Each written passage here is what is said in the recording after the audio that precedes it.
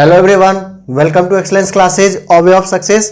दोस्तों, आज का जैसे आप लोग को थंबनेल में दिखा होगा, जो हम लोग एयरफोर्स मैथ्स सेट 2, आज हम लोग इस मैथ का जो है आपको सेट 2 देखेंगे। इससे पहले हम लोग सेट 1 देख चुके हैं, उसमें भी काफ़ी अच्छा क्वेश्चन का कलेक्शन था। और मैं आपको ये सेट के माध्यम से सिर्फ क्वेश्चन सॉल्व करके नहीं बताऊंगा, क्वेश्चन को सॉल्व, इस तरह का क्वेश्चन आपको दोबारा आ जाए और इस पे बेस्ड और भी जितने कॉन्सेप्ट हो सकते हैं वो मैं आपको सारा बताने की कोशिश करूंगा। तो चलिए बिना टाइम वेस्ट किए हुए हम लोग क्वेश्चन का सेशन स्टार्ट करते हैं। और मैं आपको एक बात बता दूं, जो क्वेश्चन मेरे सॉल्व करने से पहले एक बार आप खुद से सॉल्व जरूर करके देखें, जो आपका आंसर आ रहा है कि नहीं आ रहा है। और अगर आपका आंसर आता है तो आप कमेंट बॉक्स में कमेंट जरूर करिए, ठीक है। देखिए, पहला क्वेश्चन है, एक आयत की लंबाई 8 मीटर है और उसका विकर्ण 10 मीटर हो। आपको लेंथ दिया हुआ है, कोई भी रेक्टेंगल है, इसका आपको लेंथ क्या होगा, 8 मीटर दिया हुआ है।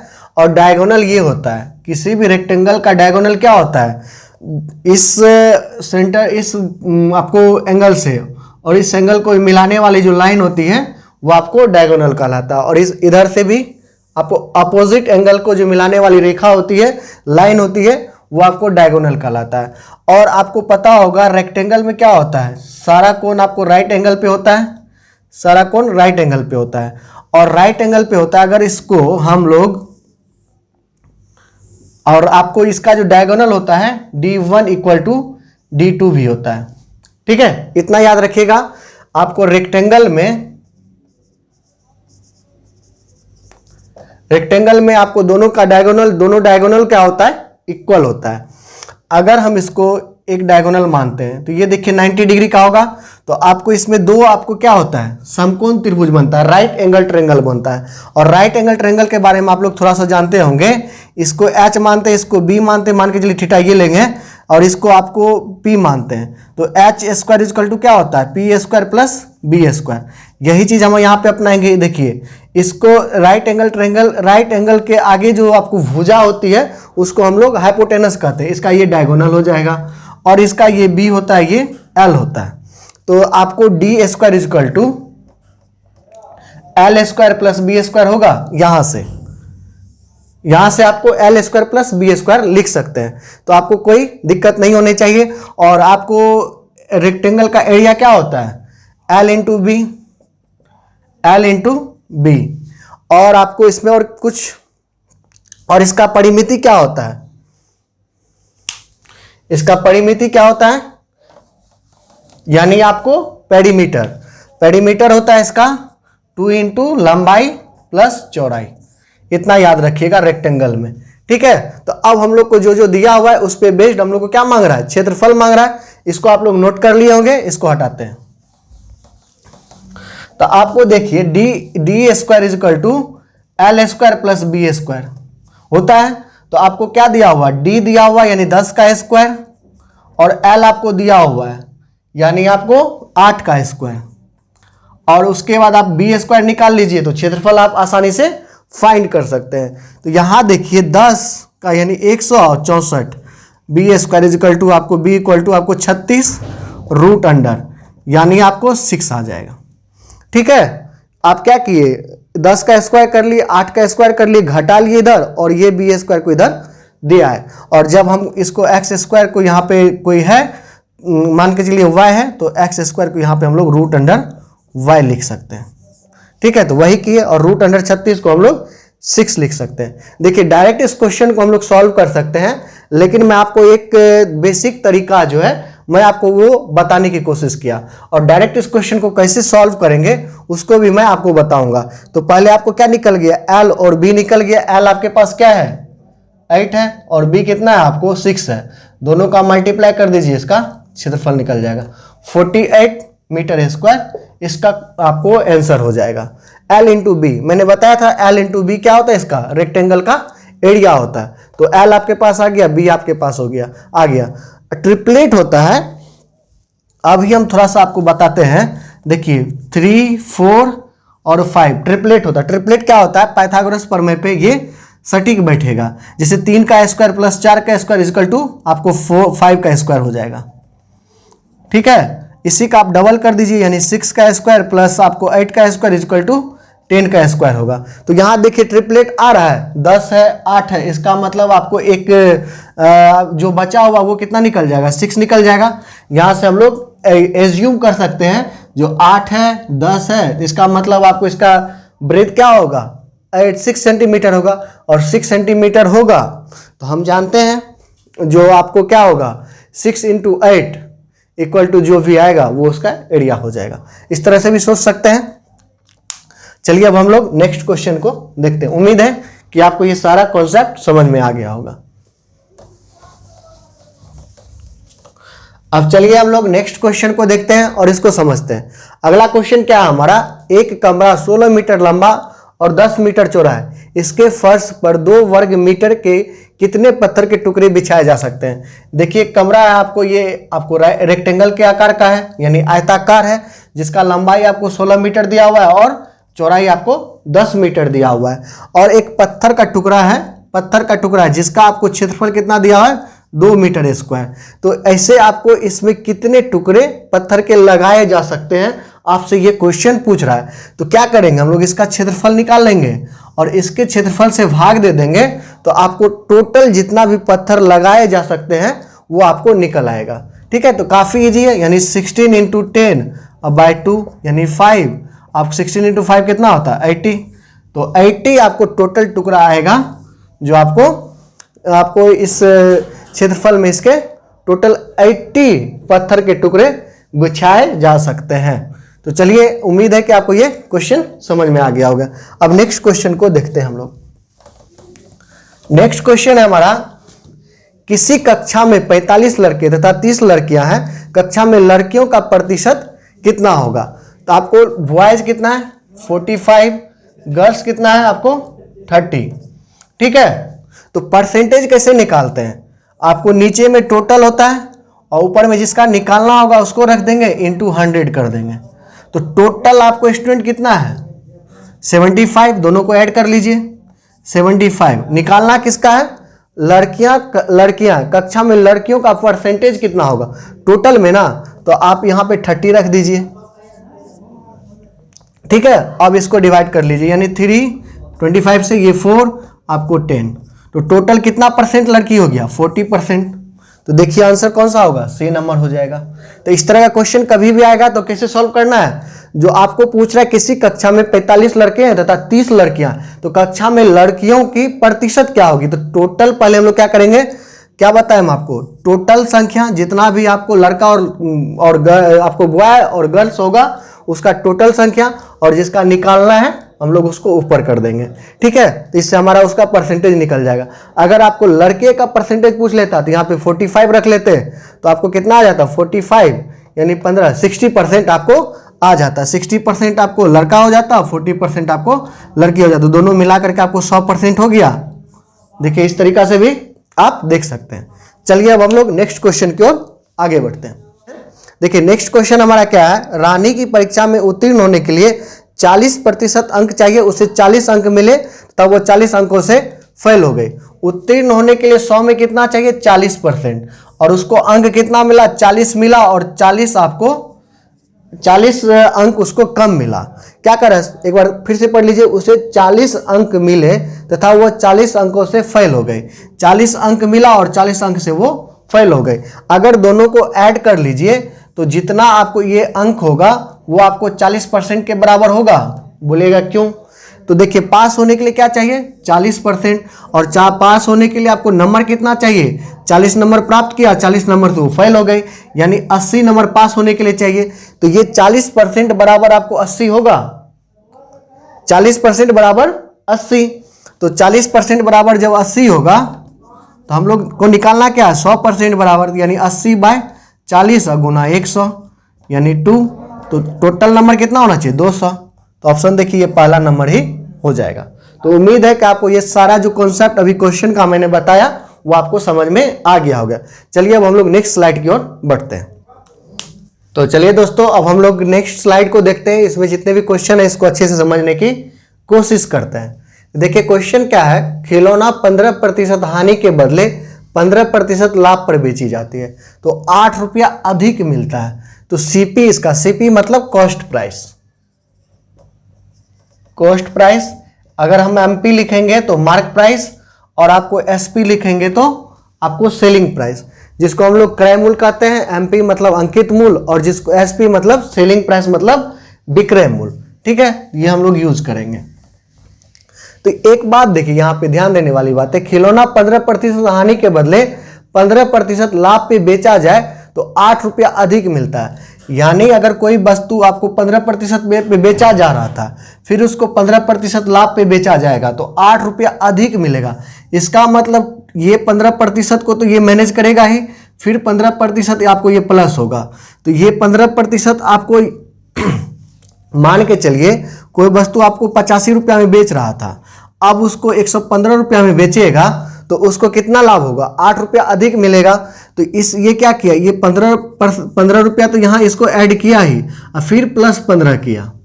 ठीक है, तो इस तरह का सवाल को हम सॉल्व करने के लिए डायरेक्ट क्या करते हैं, इस 15% को इस 15% को ऐड करते हैं, यानी 30% बराबर 8। और आपको मांग क्या है इसका सीपी, और सीपी अपने आप में 100% होता है। 100% निकाल दीजिए, यानी ये डायरेक्ट आपको सीपी निकालने का नियम है।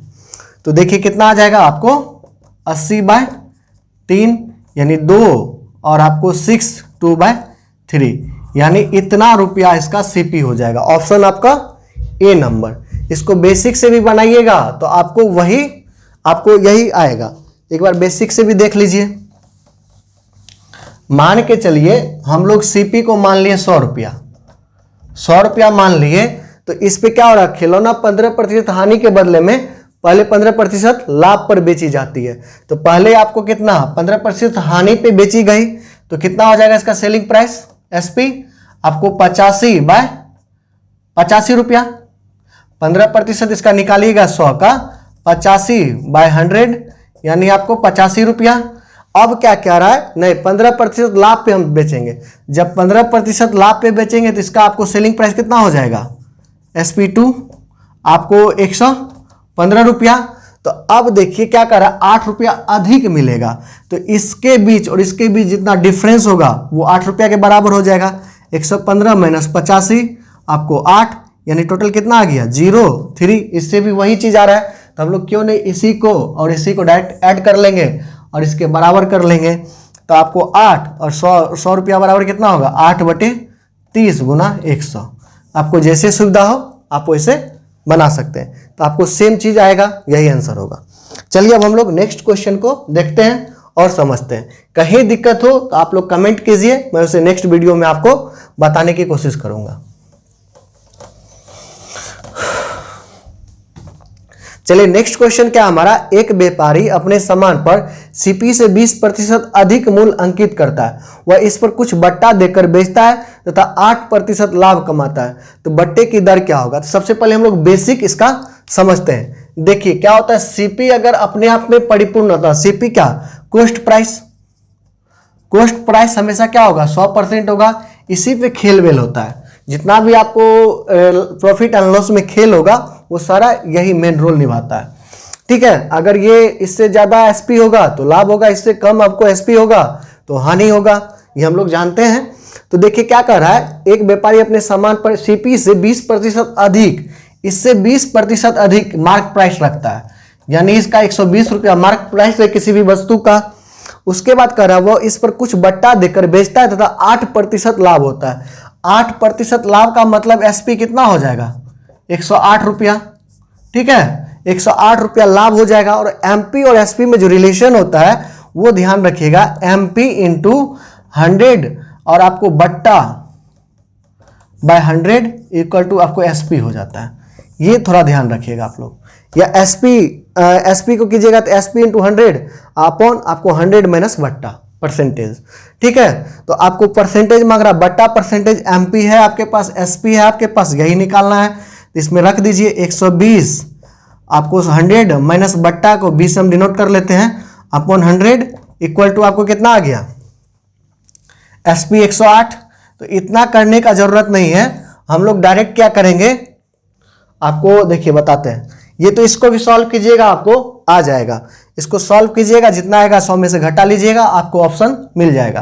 तो इसको डायरेक्ट हम लोग कैसे करते हैं, तो ये देखिए आपको बट्टा परसेंट निकालना है तो MP माइनस SP बाय आपको MP इंटू 100 डायरेक्ट कीजिए, डायरेक्ट आ जाएगा आपको। 120 में से 108 गया कितना 12, अब बाय आपको 120 इंटू 100 आपको कितना निकल गया 10%। बट्टा कितना होगा 10%। आपका ऑप्शन ये आ गया। मैंने जो पीछे बताया है उसको भी आप लोग एक बार सॉल्व करके देख लीजिएगा, आपको 10% ही आएगा। चलिए हम लोग अब नेक्स्ट क्वेश्चन की ओर बढ़ते हैं। नेक्स्ट क्वेश्चन है हमारा, एक धन मतलब आपको राशि साधारण ब्याज की दर से 10 वर्षों में 3 गुना हो जाता है। ब्याज दर क्या होगा, इसका हम एक फॉर्मूला आपको बता रहे हैं। अगर आपको टाइम या आपको इसमें टाइम दे देगा निकालने के लिए, आपको दर दे देगा और टाइम निकालने के लिए बोलेगा, आपको टाइम दे देगा, आपको रेट निकालने के लिए बोलेगा। तो ठीक है, अगर मान यहां पे हमको क्या निकालने के लिए बोल रहा है, रेट निकालने के लिए बोल रहा है, तो जितना गुना होगा -1 कर देंगे इंटू 100, अब बाय आपको टाइम कर देना है। ये फॉर्मूला आप लोग ध्यान में रखिएगा। इस तरह का क्वेश्चन जब भी आएगा, एक धन साधारण ब्याज की दर से 10 वर्षों में ये 3 गुना मतलब 3 टाइम्स, तो ये n आपको 3 टाइम्स 4 टाइम्स 5 टाइम्स जितना भी आपको 16 टाइम्स जो भी होगा, तो इससे आप ये फॉर्मूला जैसे आपको t देगा तो यहाँ पे t रखेंगे, r निकाल लेंगे, आपको r देगा तो यहाँ पे r रखेंगे, यहाँ से हम लोग t निकाल लेंगे। तो आप देख लीजिए r निकालना है, डायरेक्ट फॉर्मूला यूज कीजिए। 3 में से आपको 1 जाएगा 2 इंटू 100, अब बाय आपको कितना है 10 वर्ष, आपको ये 20% दर क्या होता है परसेंटेज में होता है। ऑप्शन नंबर बी हमारा आ गया। इस तरह का क्वेश्चन मैं आपको नेक्स्ट वीडियो में भी लाऊंगा, तो आप लोग उस अगर इसको अच्छे से समझ गए तो उसको अवश्य बना लीजिएगा। चलिए अब हम लोग नेक्स्ट स्लाइड की ओर, 1-2 क्वेश्चन और है उसको देख लेते हैं और आज का सेशन खत्म हो जाएगा। तो चलिए दोस्तों, अब हमारा आज का लास्ट स्लाइड है, इस क्वेश्चन को देखते हैं और अच्छे से इसको समझते हैं।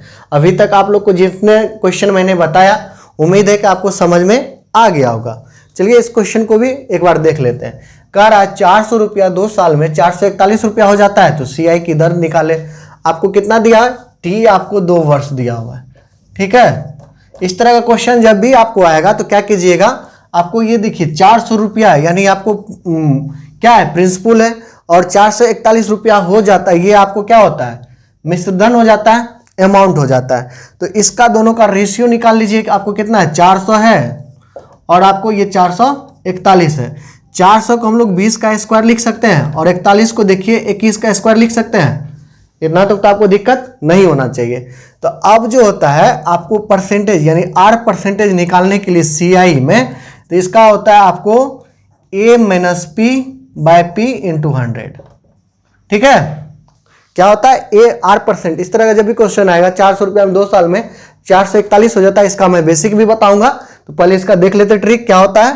तो R percent is equal to A minus P by P into 100। अब देखिए P ये है और A ये है, यानी आपको 1/20 इंटू 100, आपको R परसेंट कितना हो जाएगा 5%। तो आपका आंसर क्या आ जाएगा, ऑप्शन नहीं दिया हुआ है, इसका आंसर आपको 5% आ जाएगा। देखिए इसका बेसिक क्या है, इसको भी थोड़ा हम लोग समझ लेते हैं। आपको फॉर्मूला पता होना चाहिए। A का जब CI दिया रहे तो इसका फॉर्मूला क्या होता है P into 1 plus R/100, N दे दीजिए या T दे दीजिए, यही होगा। तो आपको ये 441 दिया हुआ है, आपको ये कितना दिया हुआ है 400 दिया हुआ है। उसके बाद हम लोग लास्ट में वही करते हैं जो हम आपको इससे पहले बताए थे। R आपको निकालना ही है बाय 100 और N के जगह पे कितना दिया हुआ है 2 दिया हुआ है। तो इसको इधर ले आइए 441 बाय 400 और इसको 1 प्लस R/100 का ये स्क्वायर कर लीजिए। 441 को हम लोग 21/20 का स्क्वायर लिख सकते हैं अपॉन 1 प्लस R/100 का स्क्वायर। तो ये देखिए आपको दोनों इक्वल है, तो ये 2 यहाँ से कट जाएगा। आपका बचा क्या 21/20 और ये -1 इधर आ जाएगा R/100, यानी 1/20 सेम चीज आ जाता है, इसलिए हम लोग वहां पे डायरेक्ट ही कर लेते हैं। तो R इज इक्वल टू आपको 5%। आप ऐसे भी सॉल्व कर सकते हैं, जो मैंने आपको तरीका बताया था इससे पहले, मैं आपको लास्ट का कंक्लूजन ही वहां पे बताया था। इस तरह से हम लोग कर सकते हैं। ठीक है, तो उम्मीद है कि आपको ये क्वेश्चन अच्छे से समझ में आ गया होगा। चलिए अब हम लोग नेक्स्ट क्वेश्चन की ओर देखते हैं।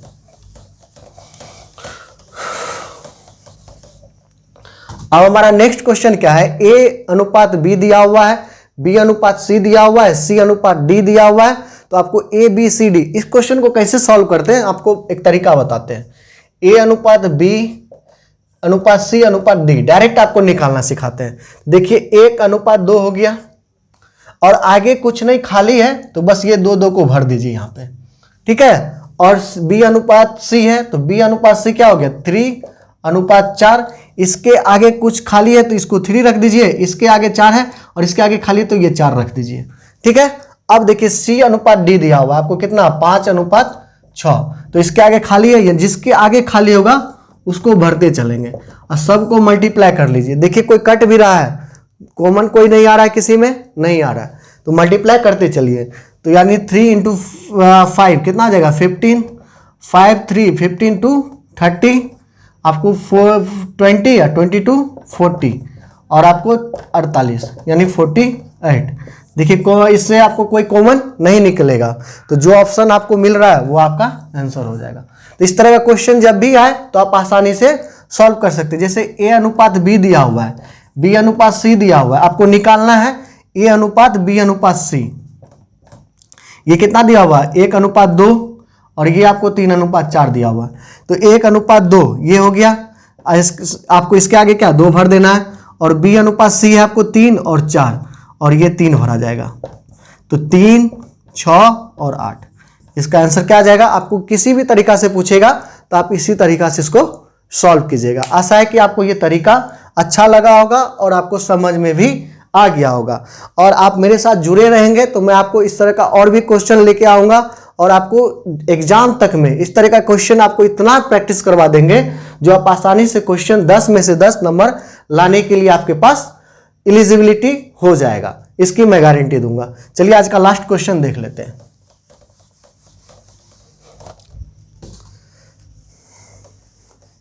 चलिए आज का लास्ट क्वेश्चन देखते हैं और इसको समझते हैं। लास्ट क्वेश्चन क्या कह रहा है, वह कौन सा संख्या है जिसमें यदि उसी संख्या को 11 बार जोड़ दिया जाए तो 108 आता है। काफी अच्छा क्वेश्चन है, थोड़ा सा इसमें ट्रिकी है।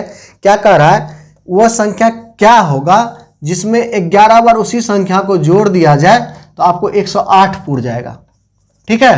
तो देखिए अगर मान के चलिए x plus x plus x plus x करते हैं, 4 बार आया तो 4x लिख सकते हैं इसको, इसी में x ऐड करते चलिएगा तो कितना आ जाएगा 5x हो जाएगा। लेकिन यहाँ ध्यान देने वाली बात है, एक संख्या तो है ही, उसमें 11 बार संख्या जोड़ा जाए यानी टोटल कितना आ जाएगा 12x। ध्यान दीजिए वह कौन सी संख्या जिसमें यदि उसी संख्या को 11 बार जोड़ दिया जाए, यानी वह कौन सी संख्या जो उसी संख्या को उसमें 11 बार जोड़ दिया जाता है, यानी 11 ये और 1 ये, यानी 12x इक्वल टू आपको 108। यानी आपको 9 ऐसा संख्या है जिसको इसमें आप 9 को और 11 बार जोड़ दीजिएगा तो 108 आ जाएगा। तो उम्मीद है कि आपको ये क्वेश्चन समझ में आ गया होगा। अगर आपको ये सेशन अच्छा लगा होगा तो आप अपने दोस्तों के साथ इसको शेयर कीजिए, वीडियो को लाइक कीजिए, कमेंट कीजिए और चैनल को अभी तक सब्सक्राइब नहीं किए हैं तो चैनल को सब्सक्राइब जरूर कर लीजिएगा। Okay, thank you for watching, bye bye, take care, all the best.